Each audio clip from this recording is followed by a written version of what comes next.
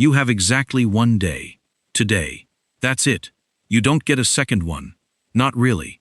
Not this exact one. Ever again. And you're about to hand 10 hours of it to a company that pays you $17.40 to pretend those hours never happened. 5:15 a.m. The alarm goes off. You lie there for 11 minutes before your feet touch the floor, doing math you do every single morning without meaning to.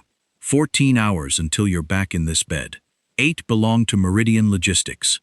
2 more belong to the drive there and back. 10 hours of a 24-hour day. Gone before you've even had coffee. Do the real math. The kind that doesn't show up on a pay stub. And it gets worse.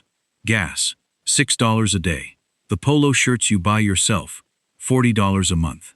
The lunch you grab because you're too wrecked after a double to pack one. Run the honest number and you're closer to $13 an hour for the hours your body stops being yours. $13 an hour to disappear from your own life. 5 days a week. For years that don't feel like they're going anywhere at all. You're 24, the first time you actually do this math, sitting in the break room with a calculator app, and you don't tell anyone the number you land on, because saying it out loud would mean admitting something about your entire life you're not ready to admit yet. Here's the part nobody warns you about: the grind. It isn't the work itself, usually. It's the specific, quiet math of trading the only version of a day you'll ever get for a number that doesn't come close to covering what the day was worth. You only get so many. Nobody tells you the exact count, but everybody eventually starts doing the arithmetic anyway. Usually around 3 a.m. Usually for no reason at all. Your father worked at the same kind of place for 31 years. A printing plant, not a warehouse, but the shape of it was identical. Up at 5, home at 6, a body that started giving out around 50 in ways his paycheck never accounted for. You remember him at dinner, some nights, saying almost nothing, not because he had nothing to say, just because the day had already taken the part of him that would have said it. You swore, at 14, watching him fall asleep in his chair before 8 most nights, that you wouldn't end up doing this. At 24, sitting in that break room with a calculator, you realize you already have. You do something small first. Not a plan, not yet, just a decision to stop pretending the math doesn't exist. You start writing down, every single day for a month, exactly how the hours actually split. Work, 8. Commute, 2. Sleep, 7. On a good night. Getting ready, eating. The logistics of simply existing as a body that has to be somewhere by 6 a.m., 3. That leaves 4 hours a day, if nothing goes wrong, that actually belong to you. 4 hours. Out of 24. You stare at that number longer than you've stared at anything in years. Your coworker Deshaun has worked the same floor for 6 years. Deshaun's the one who tells you, half joking during a break, that he doesn't think about it anymore. You stop doing the math after a while. He says, because the math never changes anything. It just makes the shift feel longer. You nod like you agree. You don't agree. You just don't know yet what disagreeing is supposed to look like. You're 25 when you start the thing you don't tell anyone about, because it's embarrassingly small. You use one of your 4 free hours, 3 nights a week, to learn something. Not a degree, not a program with a name that sounds impressive at a family dinner. You just watch videos, mostly free ones, about a specific skill. Inventory and logistics software. The exact kind of system Meridian runs on badly. On outdated licenses, nobody at your level is supposed to understand better than the people managing you. Nobody notices for 4 months. Then a system crashes on a Tuesday, the kind of crash that usually means calling a $200 an hour consultant and losing a full shift of output waiting for him to show up.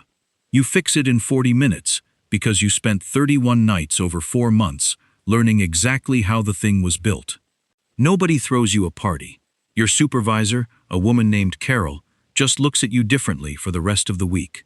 The way people look at something they'd stopped expecting to find where they were standing. The raise, when it comes, is $2.10 an hour. You do the math again that night.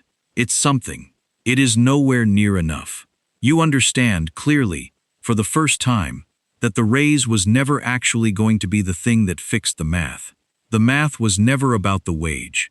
It was about the 10 hours. You're 27. You've picked up a second thing on those 4 free hours, not a second job trading more hours for more dollars, because you finally understood that trap clearly enough to refuse it on purpose. You start doing the exact skill you taught yourself, freelance, for other small warehouses on weekends, 3 or 4 hours at a time, for $45 an hour instead of $19.50. The math flips, quietly, in a spreadsheet nobody else has access to. An hour of your actual expertise is worth more than 2 hours of your presence on Meridian's floor. You don't quit. Not yet. You keep showing up at 5:15. Keep doing the drive. Keep clocking in, because the freelance income is unpredictable and the mortgage on the apartment you're barely renting isn't. But something in how you move through the 10 hours changes. You're not performing exhaustion for anyone anymore. You're just passing time in a place that used to feel like it was passing you. Deshaun notices. Asks, one shift, what's different? You almost don't tell him. Then you do. Not the whole thing, just that you've started doing consulting on weekends. He laughs. Not unkindly. The way people laugh at things they've decided aren't for them before they've actually looked at the numbers. Must be nice, he says. It's not an insult exactly. It's the sound of someone who stopped doing the math himself years ago, watching someone who never did. You're 29. The freelance work has become, without a single dramatic moment you can point to, more than your Meridian paycheck. You do the calculation on a random Wednesday, sitting in the break room the same way you did 5 years earlier, and this time, the number staring back at you says something different. You could leave, not someday. This month, if you wanted to. You don't leave that month. There's a specific kind of fear that doesn't show up in any spreadsheet.